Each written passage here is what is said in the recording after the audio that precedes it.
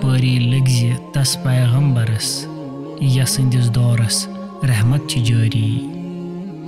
پٲری پٲری لٔگزِ تس پیغمبرس یسٕنٛدِس دورس رحمت چھِ جٲری کٲلۍ ییٚلہِ حق لگی روزِ محشرس تس کُن امیدوار آسن سٲری کٲلۍ ییٚلہِ حق لگی روزِ محشرس تس کُن امیدوار آسن سٲری۔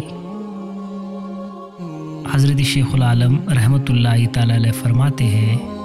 اے مسلمانوں قربان ہو جاؤ پیغمبر حضرت محمد رسول اللہ صلی اللہ علیہ وسلم پر جس کا دور رحمت ہے۔ اس دور کی رحمت ابھی جاری ہے اور جاری رہے گی، یعنی رحمت للعالمین۔ آخر کار جب وہ وقت آئے گا اور ہر ایک سے اپنے عمل کا حساب لیا جائے گا، اس وقت سب کی نظریں ان کی طرف ہوں گی۔ سب ہادی برحق رسول اکرم صلی اللہ علیہ وآلہ وسلم کی شفاعت، عنایت اور رحمت کے طلبگار ہوں گے، یعنی اس روز سب آپ صلی اللہ علیہ وسلم کی سائے رحمت کے منتظر ہوں گے۔ سمت عرض کرن جبارس دوستس پننس گس ون ساری سمت عرض کرن جبارس دوستس پننس گس ون ساری وشت کۭژاہ نعمت دِژم سمسارس کٲنٛسہِ نا کٔرٕم شُکر گُزٲری وشت کۭژاہ نعمت دِژم سمسارس کٲنٛسہِ نا کٔرٕم شُکر گُزٲری۔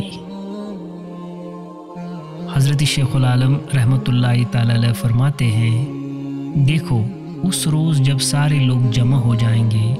تو خدا سے عرض کرنے لگیں گے، پھر خداوند کریم اپنے دوست حضرت محمد صلی اللہ علیہ وآلہ وسلم کو تمام غصہ جتلائے گا کہ دیکھو کتنی نعمتیں میں نے انسان کے لیے اس دنیا میں مہیا رکھی، لیکن کسی نے میری شکر گزاری نہ کی، یعنی طرح طرح آرام و آسائش میسر رکھنے کے باوجود بھی انہوں نے میری محبت نہ رکھی۔ تی بوز فاطمہ نش کھند کارس دپ ربنا بابس کم کا ساری تی بوز فاطمہ نش کھند کارس دپ ربنا بابس غم کا ساری طور اد بر مصرن رحمت کس گرس یارس پنس ستی دی ساری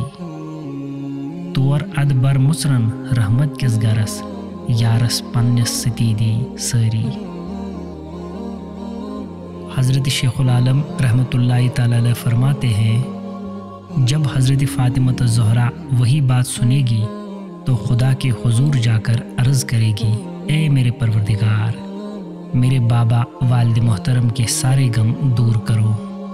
یاد رکھو اے مسلمانوں، اس کی سفارش سے رحمت کے گھر کا دروازہ کھل جائے گا